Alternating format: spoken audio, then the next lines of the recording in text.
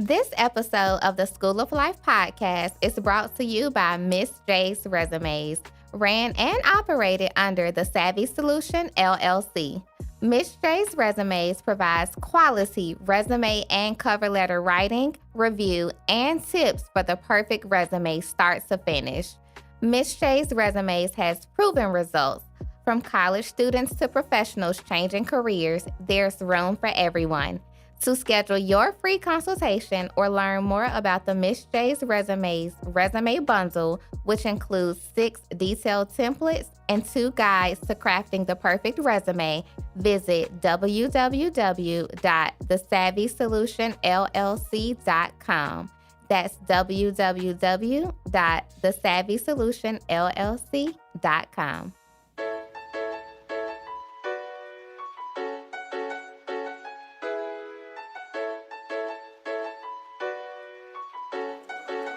Wow, Sinatra. Another day, another dollar. I'm saving just to be broke. They said college was serious, but my degree feel like a joke. 4 years or less, I'm saying I got it done. No playing, just to end up at my mom's after I told her I wasn't staying. Well, here we are. No question, I'm a star. Just got some light years to travel, but it's just so far. But I'ma make it though. Make sure you get your focus right. You coming too? It's about to be one hell of a ride. Yeah, this adults and stuff is crazy. They ain't warn us about this. I'm supposed to live my best life on an unpaid internship. How I'm supposed to find my husband? Everybody running game. I guess the more things change, the more they stay the same. Went from worrying about on flow to running from Uncle Sam. Now I understand why student accounts never gave a damn. Saving accounts be slipping, trying to work out, but I'm tripping. I forgot health insurance. Oh, I'm my mom's until I'm 26, so I gotta pay these student loans. That's adults with the score doing the most. That's adulting. Moving out of mom's house. That's adulting, but it's all gonna work out. That's adulting. I need a legal side hustle. That's adulting, cause these bills got me in trouble. That's adulting. Journey's course is never planned. That's adulting. So just leave it in God's hands, cause that's adulting.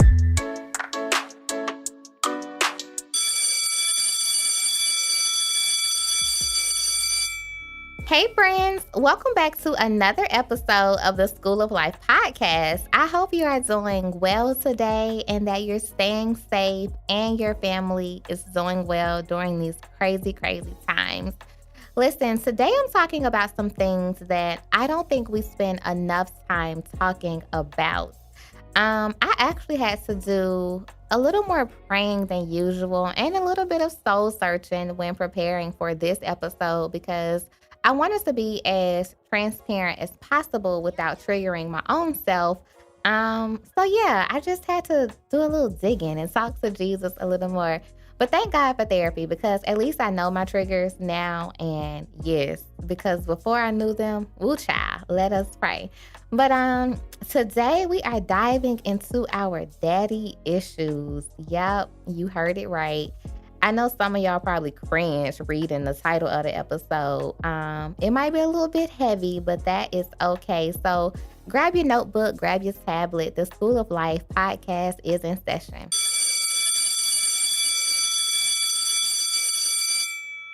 So, daddy issues. Child. Where do I even begin? Well, first, I did a little bit of research because I actually wanted to define the term before diving all the way in. And here's what I found. According to the trusted Google, y'all know I love me some Google. Daddy issues isn't an official medical term or recognized disorder in the recent edition of the Diagnostic and Statistical Manual of Mental Disorders. And this could explain why many experts, and it was quite a few, y'all, in the article I read, but many experts actually have an issue with the term, including one expert that I ended up following and loving her stuff, Amy Rollo, who's a triple licensed psychotherapist and the owner of a counseling firm in Houston. But Amy said, for the record, I don't believe in the term daddy issues. Many see this phrase as a way to minimalize females' attachment needs. And y'all, we're going to talk about those attachment needs later in the episode because it got real. But in the article, Amy just also talked about how children need a dependable parent in their lives to form, very secure attachments. And if that isn't formed, then many people become avoidant or have anxious attachment styles, which basically birth the daddy issues. And it could be either child. So I know most times it's the father that ends up being absent, but it could be either parent who contributes to not forming these secure attachments. And so in all of that to say, if a child doesn't have a father figure in their life consistently, then it leads to insecure attachments later in adulthood. And then that's a whole another set of challenges, which we'll also talk about later in the episode. So she also mentioned that these attachment styles ultimately show up as what we call daddy issues. And that's basically where they come from. So I'll be sure to tag the article in the show notes because, yes, Dr. Amy shared some good gems from like a psychotherapist standpoint. When I was reading, I was like, yikes, let me go hide. Sis is reading my whole life. But from a psychological perspective, it made a lot of sense. And she offered gems that I truly, truly appreciated, especially as someone who has daddy issues. So now that we kind of have a baseline understanding of what daddy issues are from a psychological standpoint and how they're formed, let's get into them in real life. So today I want to specifically talk about how our daddy issues show up in adulthood. And then later I'll talk about some of the consequences of having daddy issues and how we can navigate those in our lives. So yeah, here we are. So I already told y'all I have daddy issues. I have mommy issues too, but that's a whole nother episode. I got a whole bunch of issues, but we could just go pray about it and keep it pushing. But I came toe to toe with my daddy issues about 3 years ago. Actually, yeah, it was literally 3 years ago, like in February of this year. Anyways, came toe to toe with those issues after going through a really, really, really bad breakup with someone who I thought I was going to marry. Just the whole nine. Y'all know how that goes. And I think I talked about this relationship in a previous episode, but I don't remember. But anyways, if I did, just tune in again. So I always knew I had daddy issues, but listen, I didn't know I had daddy issues until I got older and became a young adult and became more aware, especially after going to therapy and everything with everything that went on in high school.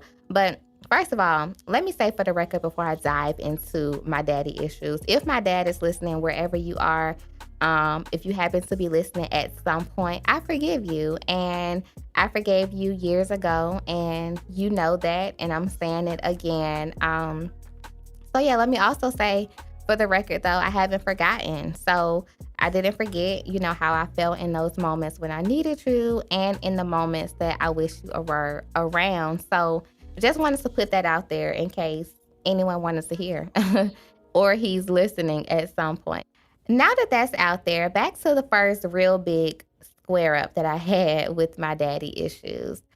It was 3 years ago. My ex and I had a really, really bad argument. And long story short, we were breaking up. We were on the verge of breaking up. And for some reason, just in my mind, I was like, you know what? This is my dad's fault. I can't have good relationships. It's just all his fault, blah, blah, blah. Like, I don't know why I went there in my mind, but I did. And because in the relationship, a lot of the things that became a problem, I made them a problem, honestly, and I'll tell you why, later when I talk about the consequences of daddy issues. But like in hindsight, I'm like, yeah, I was being avoidant, or my attachment style is very insecure. So all of that played a part. And so we had this big argument. We were on the verge of breaking up, and I hadn't talked to my dad like in years, maybe 6, 7, 8. Now, I don't know. It was a long time. It was years. And so I wrote him on Facebook. I remember sitting on my ex-boyfriend's steps in his house. And I wrote my dad on Facebook. And I didn't cuss him out because y'all know I respect my elders. I don't even cuss like that. But in so many words, I just let him have it. And I wasn't blaming him for the breakup, but that was the first time that I recognized, there is a problem here, and I need to figure out what that problem is and talk to the person who created the problem, with him and my mom, but essentially, his absence as a father. So we ended up talking, and from that conversation, I realized that I not only had these issues, but I had never talked about them in this way. For one, it was a lot to unpack. Like, when you talk about having daddy issues, you have to go way back, like way, way back to when you first came into the world. Like, was he there? Was he there when you took your first steps? Was he there when you said your ABCs for the first time? Like, I was that golden kid, on a roll all the time, in the spelling bee, math derby, you name it, I did it. And it was always just my mom. And so as a young adult now, those things, had played in my mind and they affected me. So it was just a lot to unpack. And I needed to understand his mindset at the time that he became a father, his way of thinking, the relationship he had with my mom. Like, I wanted to dive into all of that and even unpack that as well. And I am fortunate, I guess, in a sense. We did get to do that a little bit. And it was exhausting, like it's mentally and emotionally exhausting, but I'm glad we started, those conversations. What I came to realize is that him and my mom were 18 and 17. And so just the thought of that as a young adult, although I feel like they could have made better decisions. I mean, I'm glad they kept me, of course. But after they decided that, I'm glad to be here. After they decided that, I just feel like better decisions could have been made to take care of me. Yeah, that's what came of that. So I had to realize that at 18, I don't know what I would have done with a baby. I don't know what I was doing with a baby at 25. Like, no. I mean, I know they're God's gift, but no, I don't want one anytime soon because what? So, what I learned from that, all in all, was my first lesson of daddy issue forgiveness. And this took some time. It took about a year, but I learned that you have to give your dad some grace. Yeah. I know that took a lot of me. And I know it's a big ask of someone who's done so little and caused so much pain, but you have to do it.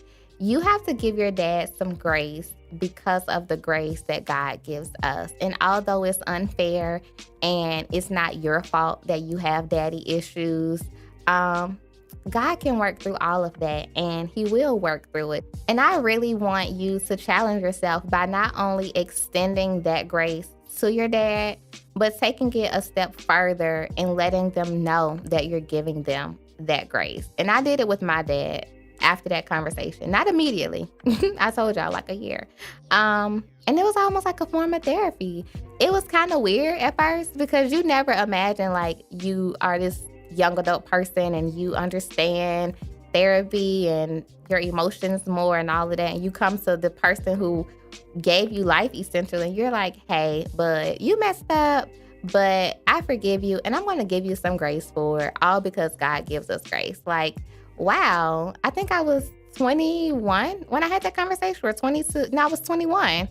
No, I was 22. Whatever the case. I was in my early 20s.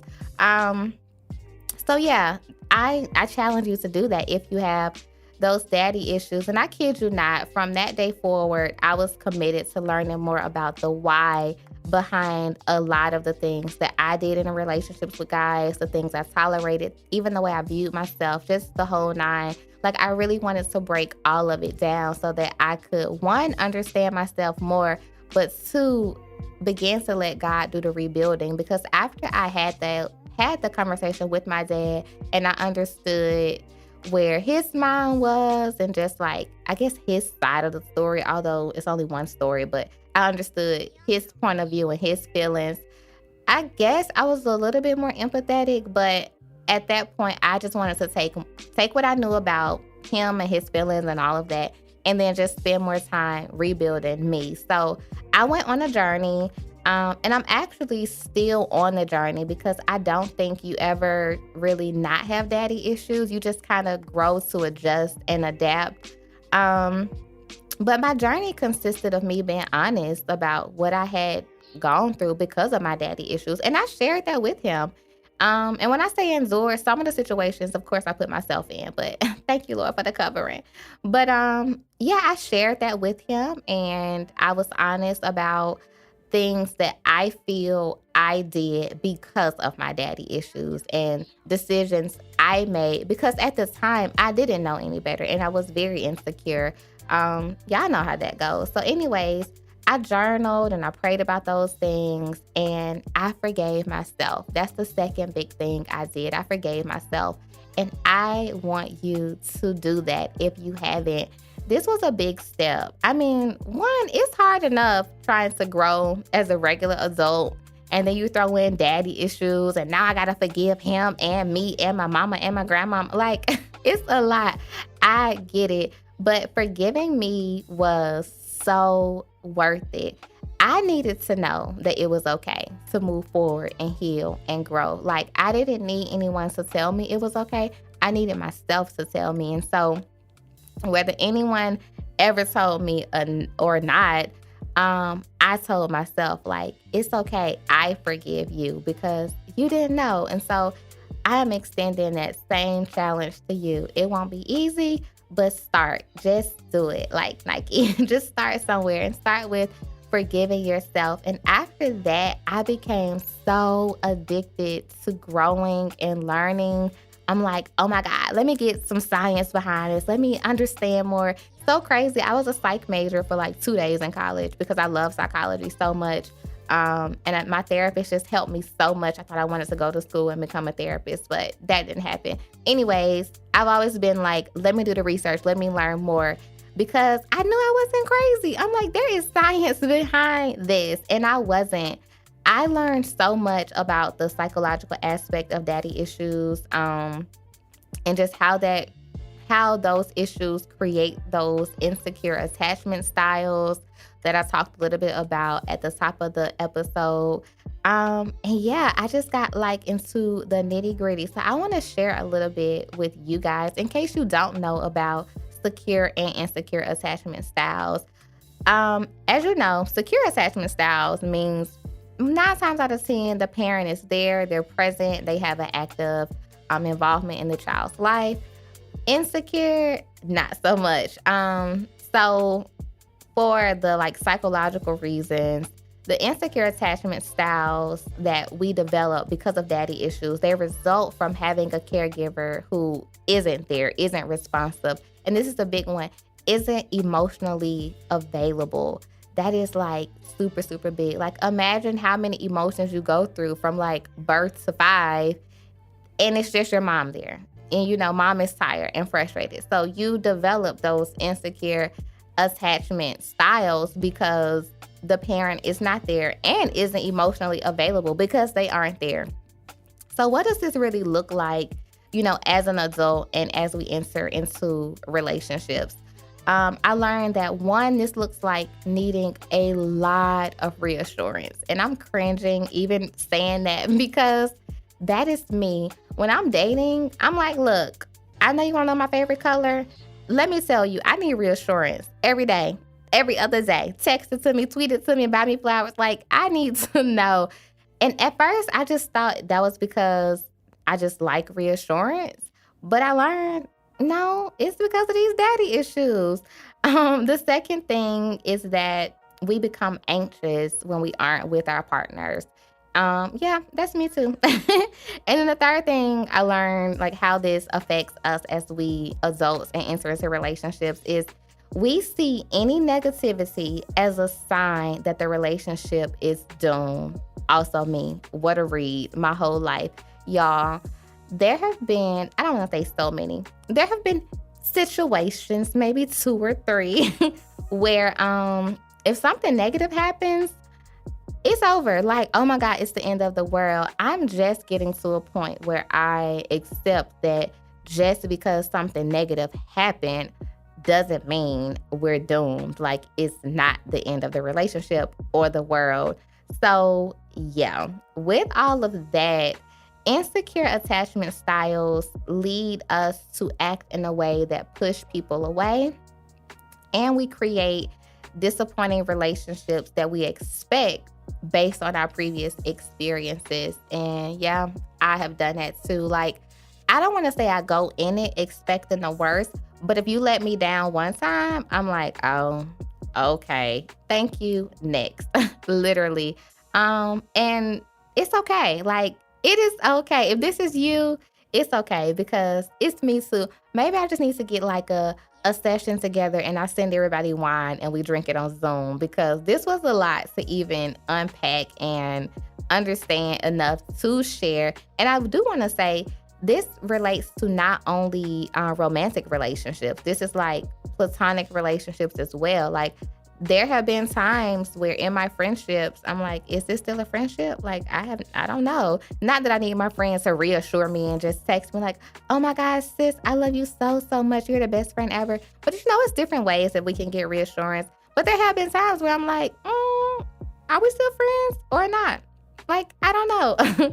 And also like seeing something negative as a sign that it's over. Like, conflict is okay. Like, it's okay to not agree all the time. So yeah, I can totally relate to all of those. And I have been honest about like how my daddy issues have affected me in those 3 specific ways.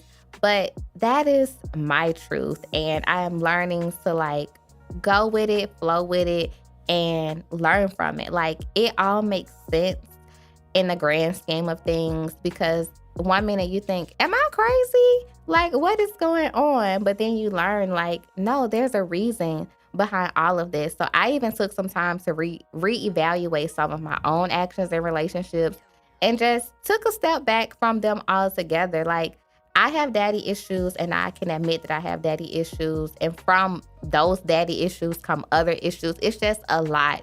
And so after that relationship I talked about at the top of the episode, I knew I needed some time to just confront them and become a bit more whole in who I was. And even more, like I mentioned, these characteristics of daddy issues don't just show up in our romantic relationships. And so I wanted to confront those challenges so that they didn't show up in my friendships and in my relationships with people I may work with or people I may hire. Like, you just never know. Whatever relationship you're in, it doesn't always have to be romantic.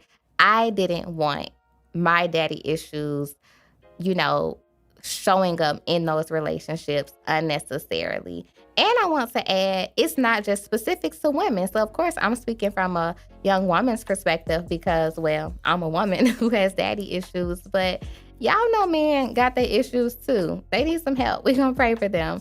But that's just why it's so important for us to recognize these challenges we have and be ready to have the conversations. Like, it's hard, y'all. I know it's hard. I'm even surprised still, like, wow, I'm sitting here speaking into a microphone about my own daddy issues.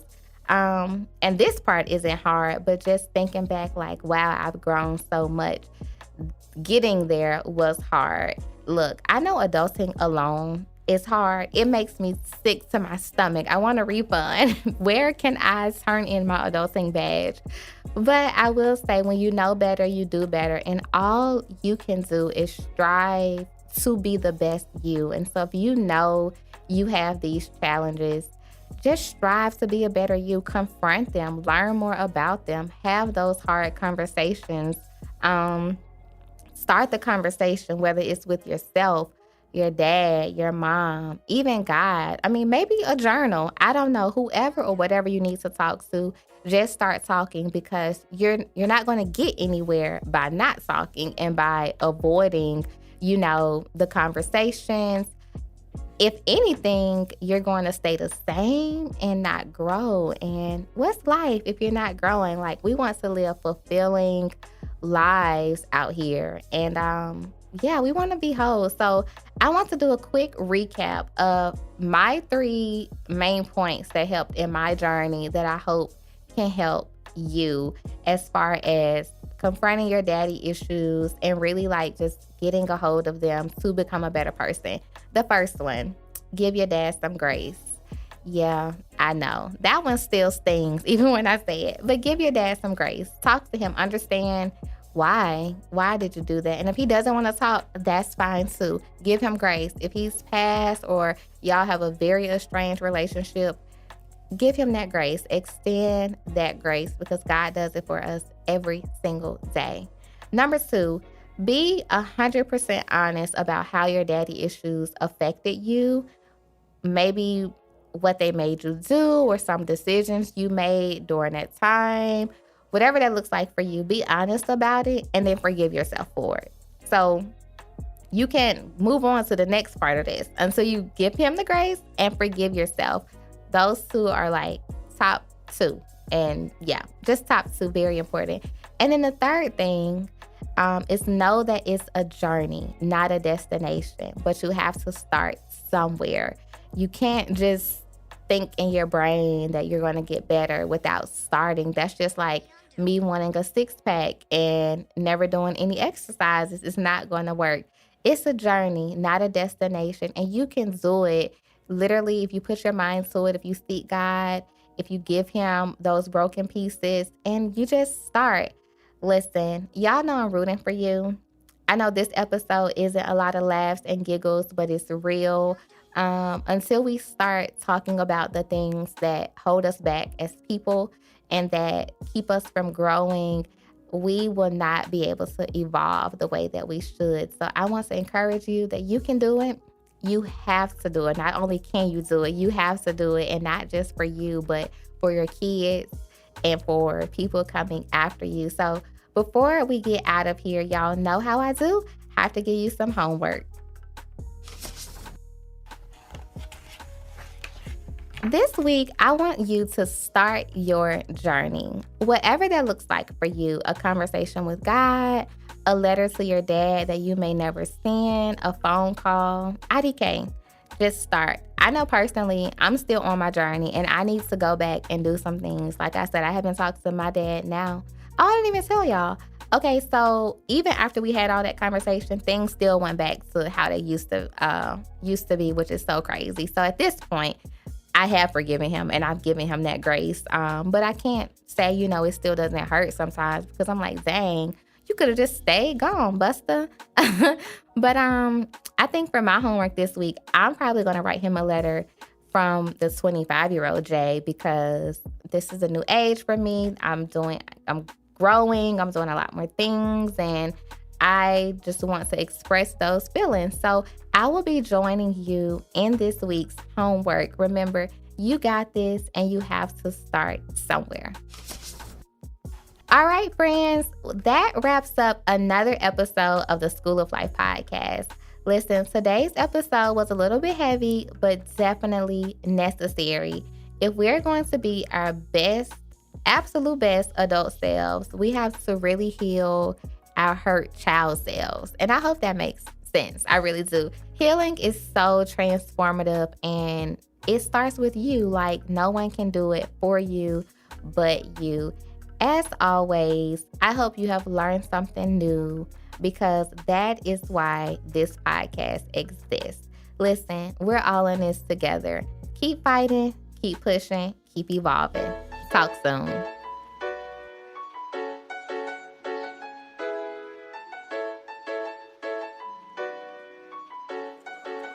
Wow, Sina. Another day, another dollar. I'm saving just to be broke. They say college was serious.